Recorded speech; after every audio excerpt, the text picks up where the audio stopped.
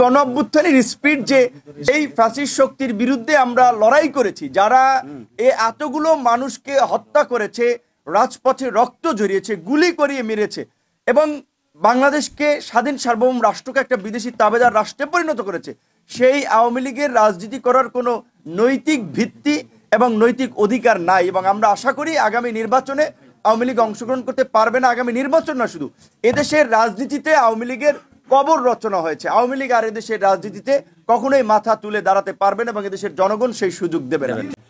জাতীয় নির্বাচনের বিষয়ে প্রধান উপদেষ্টা পরিষ্কারভাবেই বলেছে যে আপনারা যদি শুধুমাত্র নির্বাচন কেন্দ্রিক কিছু সংক্ষিপ্ত সংস্কার চান, তবে এই বছরের ডিসেম্বর, আরেকটু বিস্তৃত পরিসরে সংস্কার চাইলে সেজন্য হয়তো আরো 6 মাসের সময় প্রয়োজন। আমরা মনে করি যে শুধুমাত্র একটি নির্বাচনের জন্য এই গণ অভ্যুত্থান হয় নাই, শুধুমাত্র একটি ভোটের জন্য এই গণ অভ্যুত্থান হয় নাই। রাষ্ট্র পুনর্গঠন, রাষ্ট্র সংস্কার এবং রাষ্ট্র মেরামতের মাধ্যমে একটি গণতান্ত্রিক, মানবিক এবং জন আকাঙ্ক্ষার বাংলাদেশ বিনির্মাণের জায়গা থেকে এই গণ অভ্যুত্থান হয়েছে। কাজেই সেই জন আকাঙ্ক্ষার বাংলাদেশ বিনির্মাণে রাষ্ট্র সংস্কার অনিবার্য হয়ে উঠেছে। সংস্কার কমিশনগুলো তাদের প্রস্তাবনা দিয়েছে। আমরা চাই সংস্কার কমিশনের এই প্রস্তাবনার আলোকে রাজনৈতিক দলগুলোর সাথে আলাপ আলোচনা করে সরকার রাষ্ট্র সংস্কারের একটা পূর্ণাঙ্গ রূপরেখা জাতির সামনে উপস্থাপন করবেন। সেইটার অধিকাংশ বাস্তবায়নের পরেই তারা নির্বাচনের পথে হাঁটবেন। এবং ইতিমধ্যেই আপনারা দেখেছেন যে স্থানীয় সরকারের, বিশেষ করে ফ্যাসিস্ট সরকারের আমলে বিতর্কিত নির্বাচনে যারা জনপ্রতিনিধি হয়েছেন তাদেরকে অপসারণ করা হয়েছে।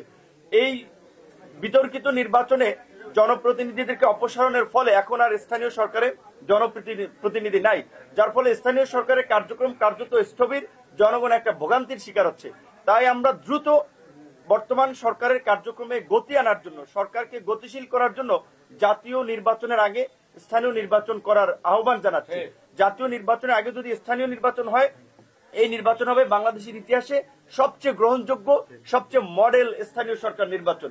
কারণ রাজনৈতিক দলগুলো সরকারে গিয়ে যখন তারা স্থানীয় সরকার নির্বাচন দেয়, সেখানে তাদের আধিপত্য থাকে, প্রভাব থাকে, বিপরীত পক্ষের প্রার্থীদেরকে আঘাত করা হয়, হামলা করা হয়, মামলা করা হয়। এটি বাংলাদেশের গত 5 দশকের ট্রেন্ড আমরা লক্ষ্য করেছি।